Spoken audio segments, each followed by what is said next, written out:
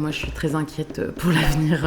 Je trouve que le fascisme est en train de monter un peu partout en Europe et même pour les personnes qui subissent la guerre.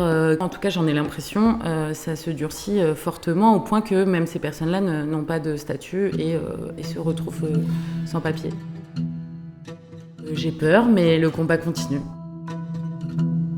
J'étais obligé de quitter mon pays à cause de la situation politique. Ma vie était en danger. J'étais agressé physiquement plusieurs fois. Immigration avant, je l'entendais à la télé, je l'entendais chez les gens.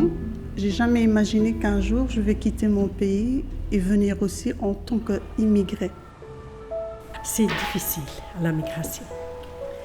C'est les gens qui viennent comme un pays qui a la guerre, il y a la misère, il y a une maman qui va rentrer ici dans un pays qui ne comprend pas la langue, qui ne comprend pas beaucoup de choses, le pays, les cultures et tout, c'est difficile. Moi, je trouve ça un mot difficile. Disons, c'est des gens qui sont, pour certaines raisons, obligés de quitter leur pays pour trouver mieux ailleurs. Moi-même, j'ai émigré, mais plutôt dans l'autre sens. J'ai été travailler en Afrique et disons, je comprends tous ceux qui doivent quitter leur pays. J'ai traversé de grands bouleversements dans mon pays.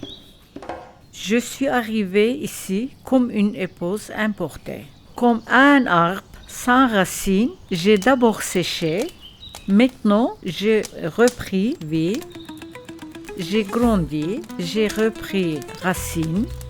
J'ai réalisé plein de choses et je m'adapte sans aucune attente. Je suis devenue belge. On a tous une histoire migratoire, quelle qu'elle soit.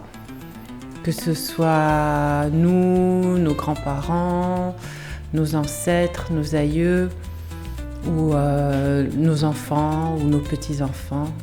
Ça fait partie du mouvement de la vie.